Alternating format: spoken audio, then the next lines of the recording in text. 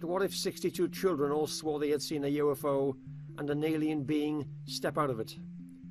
In what is one of the most extraordinary cases in recent history, that was exactly what happened in Ruwa, Africa. It's the 14th of September, 1994. The continent is Africa, the country Zimbábue.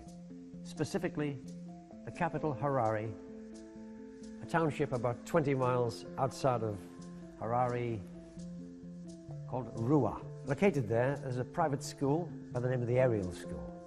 The time is 10 a.m. The children are outside taking their morning break. A large number of these children see in the sky their words, 3 silver balls with flashing red lights. As they watched the balls moving around, one of them gradually descended. And they said it either hovered very close to the ground or it landed just to the edge of their playing area where there was a fence. A little man gets out, described as follows: about 1 meter high, wearing a shiny black suit,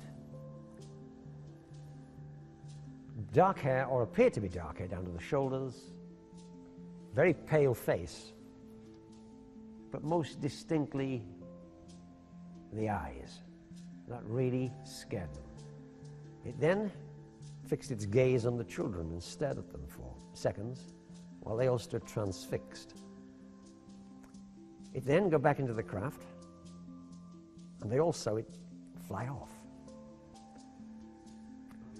Now, there were 62 of these kids who bore testimony to this incident. It very quickly drifted out and people outside would begin to hear about this encounter. And within a couple of days, an investigative journalist by the name of Cynthia Hind arrived with her entourage. She'd been given permission by the headmaster, Colin Mackay, to interview the children and did so at length. She asked them to draw on a piece of paper the craft.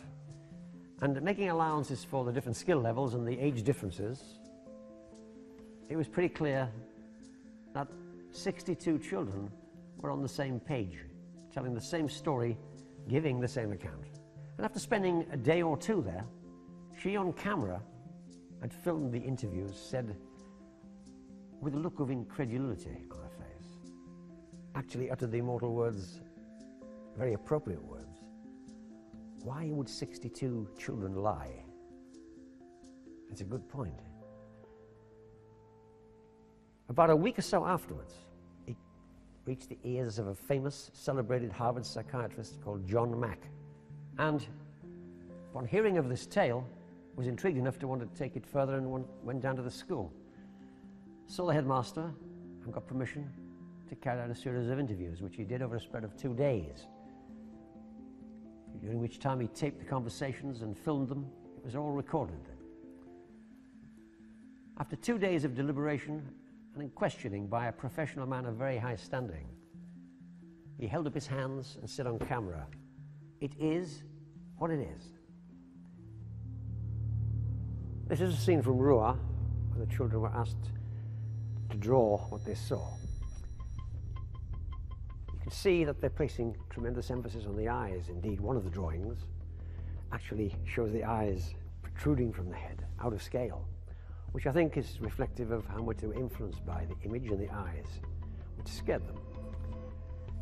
Basic psychological tests for children is when they're trying to establish which parent is dominant, they ask the child to draw their parents, irrespective of scale, because kids don't pay much attention to scale in that respect. And the one that they draw the largest will be the dominant parent. This here clearly shows how much they were influenced by what they saw, and the eyes in particular, all pointing very clearly at what for them was a very real situation. I think which indicates the truth of this event. Anyone who's had children would know how hard it is to get them on the same page for anything.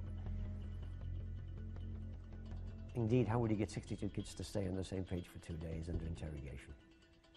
I think it's shouting out, this is a true account of an alien craft that landed and an alien being got out of it strangely featured, which left a distinct impression of these kids. That's beyond question, I think, if you look at this rationally.